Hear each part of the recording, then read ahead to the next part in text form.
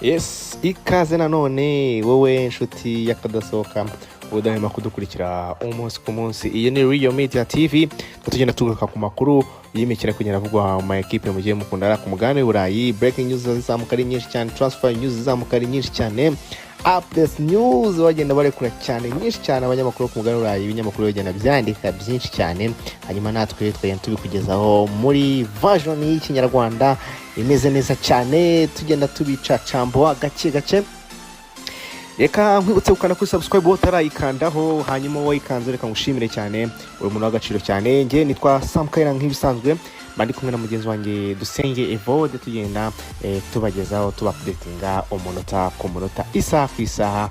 Wowe icyo usabwa no kubana natwe ngiye tujye komeza twibanire muri umunsi ku munsi. Hanyuma wamaze kubona kuri title, nje kugaruka kuri big saga deal n'ubundi ikomeye cyane kuvugisha ibinyamakuru byinshi cyane hano mu gihugu cy'Ubwongereza. Ni deal y'umusore twa Enzo Fernandez, uyu musore w'ikipe y'igihugu ya Argentine, imyaka 25, mediateur mu ikipe ya Chelsea The Blues. Uyu musore rero amakuru menshi zindutse avuga muri iki gitondo, cyane cyane ndifasha ikinyamakuru Goal cyaje no kuba kina quotinga witwa Fabrizio Romano, cyaje kuba gitangaza ko witwa Enzo Fernandez, uyu musore rwose yaje kuba atanga green light ku ikipe ya Manchester City, ayibwira ati rwose ndi tayari yo kuba naza hano i Manchester. Ikindi kandi ubwo harabura akanyu kugira ngo namwe rero ko mwapushinga ikipe ya Chelsea ikaba yandikura.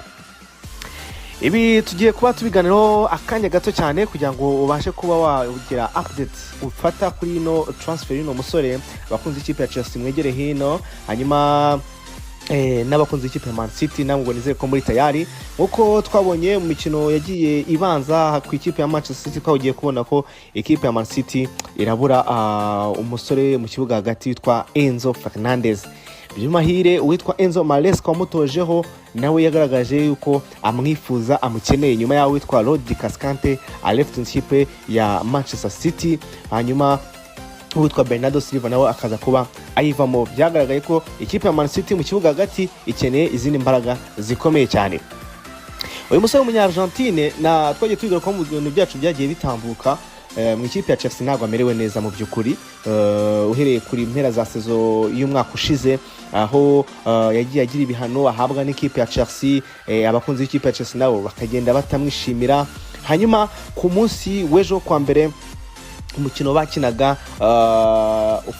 ufungura shampiyona, ni umusore aje kujyamo ku minota 65 ku mukino watsindaga ibitego 3-2. yaje kujyamo asimbuye, ariko n'ubundi abafana b'ikipe ya Chelsea bakomeje kumwereka ko rwose batamwishimiye. Touch yose yakoraga, baro yose yakoraga, action yose yakoraga, umvaga nyine induru y'abakunzi b'ikipe ya Chelsea bamubowinga, bigaragara ko rwose atishimiye hariya mu mujyi wa Londres, by'umwihariko mu ikipe ya Chelsea.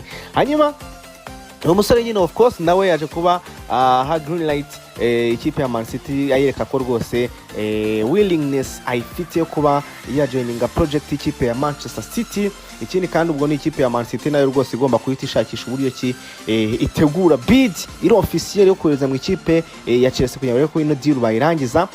Nkuko ikinyamakuru Goal cyari kuba kibitangaza, ariko nanone gikotinga witwa Fabrizio Romano nkuko yazindutse bitangaza nawe kuri YouTube channel yiwe, yaje kuba avuga ko witwa Enzo Fernandez yaje kuba rwose yazamura noneho igitekerezo ku ikipe ya Man City, azamura ibitekerezo byabo by'uko ashobora kuba rwose yayijoininga ino ekipe ya Man City. Hamwe n'uwitwa Enzo Maresca umutoza wayo bagiye bagaragaza ubushake bwo gusinyisha no musore. Nko mu byumweru bishize bibiri ikipe ya Chelsea yasentinze deadline yuko ikipe ya Man City nibishaka uwitwa Enzo Fernandez igomba kwita itanga official bid kugira ngo babashe kuba bamubona no musore, ariko biza kurangira ikipe ya Man City idatanze iyo official bid. Ariko ntago byatumye Man City iva kwizema cyangwa iva ku no musore kugira ngo ibe byarangira. Twaje tubona nyine muri no minsi nyuma y'iyo deadline Man City yakomeje gupushinga ngo irebe ko byibura uyu musore bagirana ibiganiro n'ikipe ya Chelsea akaba yajoininga ikipe ya Manchester City. ubu ngubu step ikurikiyeho nyuma yaho uyu musore yetse Man City yuko ari tayari kuba yakerekeza mu ikipe ya Man City n'ubundi step ikurikiyeho naho ikipe ya Man City none igomba kureba uburyo ki yagirana ibiganiro biri fomo cyangwa ikoreza na offer iri fomo cyangwa iri serious mu ikipe ya Chelsea. Hanyuma ekipe ya Chelsea bakareba ko byibura bakopening amarembo bakaba batangira ibiganiro hagati y'ama ekipe yombi kugira ngo barebe ko iyi deal bayirangiza kandi hakiri kare.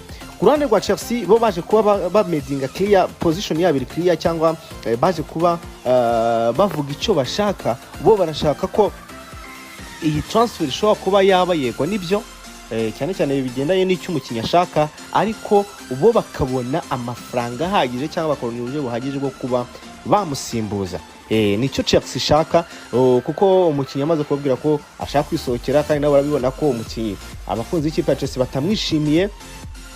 Rero umusore niba ashaka gusohoka ekipe ya Man City nta kindi isabwa no kuba yaha Chelsea ibifatika kugira ngo nayo ibashe kuba yashakisha umusimbura hakiri kare, cyane cyane ko summer window transfer imeragana ku musozo. Agaciro k'uno mukinyi Chelsea yaje kuba igasetinga ivuga ko rwose ishaka miliyoni 120 z'amapound kuri uno musore kugira ngo ibashe kuba yamurekura. Ni ikibazo gikomeye cyane cyangwa ni igiciro kiri hejuru ku ikipe ya Manchester City. Gusa ni ikipe ya Manchester City nayo ifite ubwo bushobozi, cyane cyane ko yagurishije abimo Rodri, igurisha witwa Tijan Lenders, igurisha witwa Omar Marmoush mu ikipe ya Tottenham Hotspur ndetse na Savinho, Nico Gonzalez yerekeje mu ikipe ya Newcastle. Navuga ngo ni ikipe ya Man City ya gainings income muri transferi z'abakinnyi bagiye basohoka. Ubwo ni nako nkwibutse witwa Bernardo Silva, abo bose bagiye basohoka. Ni ikipe ya Man City navuga ngo mu buryo bw'amafaranga ifite uburyo bwo gushobora kuba yagura uyu no musore, cyane cyane ko twabonye ko ubuyobozi bw'ikipe ya Man City bushobora kuba bwarekuye agera kuri miliyoni 200 yo kuba yakoresha muri transferi zisigaye. So ni ekipe ya Man City igomba kureba uburyo ki irwana nuko deadline itarangira bataratanga ino bid ngo barebe ko bana closing no deal. Witwa Enzo Fernandez akaba yajoininga ikipe ya Manchester City, cyane cyane ko yerekanye ubwo bushake bw'uko ashobora kwerekeza mu ikipe ya Man City yabahaye green light. Hanyuma ikipe ya Chelsea nayo ikabitaye kujya mu biganiro mu gihe cyose ikipe ya Man City tayari kuba yatanga agera kuri miliyoni 120. Niyo saga ya Enzo Fernandez najya mu tuganiro gato, hanyuma ndaje tuganire no ku yandi makuru ari kugenda zamuka mu kanya gato.